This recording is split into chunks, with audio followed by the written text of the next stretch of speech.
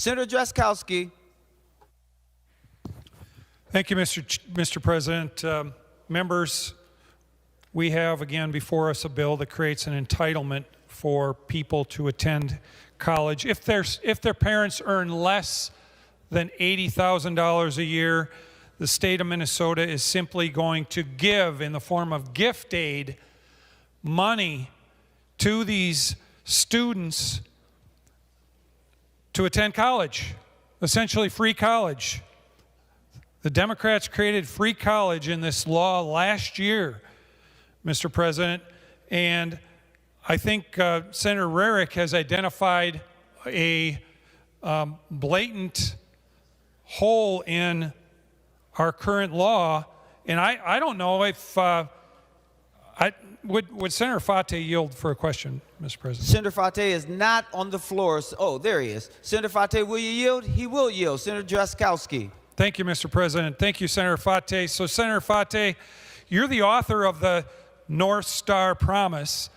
When you wrote the bill, did you know that illegal aliens could participate in this program and get the gift aid that the North Star Promise promises?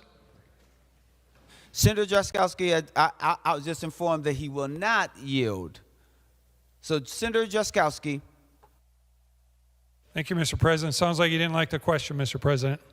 I don't blame him, Mr. President, because the reality is when this policy was written and adopted by this body 1 year ago, the language contained a change in policy that would allow people with ITINs, individual tax identification numbers, to be able to receive this aid and other aids as well, not only in the area of higher education, but in the area of health and human services, taxes, and a wide variety of others. So it was contemplated, Mr. President, somewhere along the way in the process last year in the development of the bill that came forward, was adopted by this body and the other body and signed into law by the government. It was contemplated to make certain that people who didn't have Social Security numbers had the ability to access this free gift aid. It was written into the bill. As a matter of fact, Mr. President, it only takes an illegal alien coming to Minnesota. By the way, there's, in the last nearly 4 years, there's been about 8 million of them invading our country, stepping, as Senator Gruenhagen pointed out, ahead of the line in front of people working to get here legally and doing the right thing.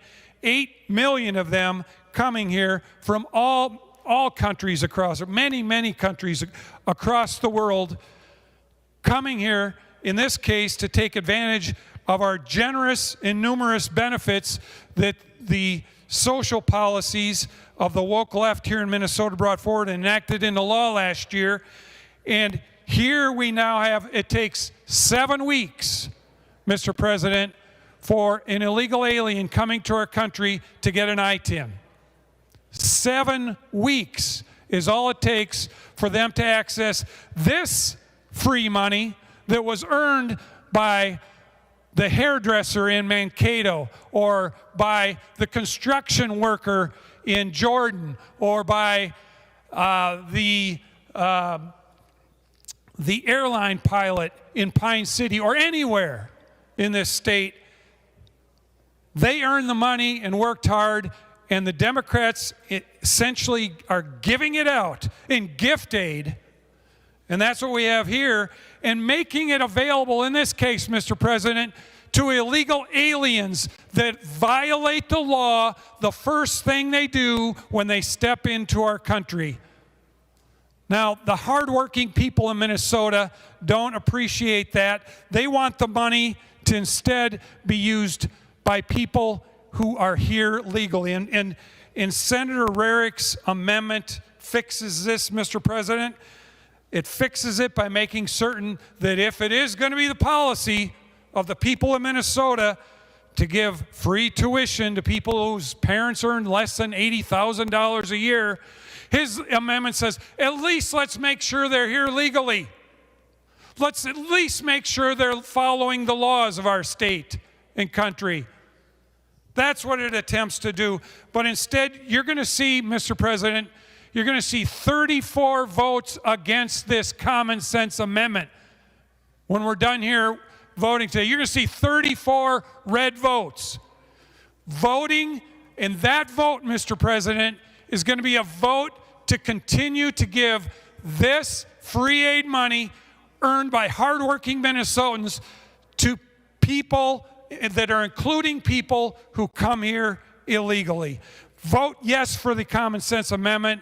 Vote for the rule of law that has so much been eluded by this legislature, and support the Rarick amendment. Thank you, Mr. President.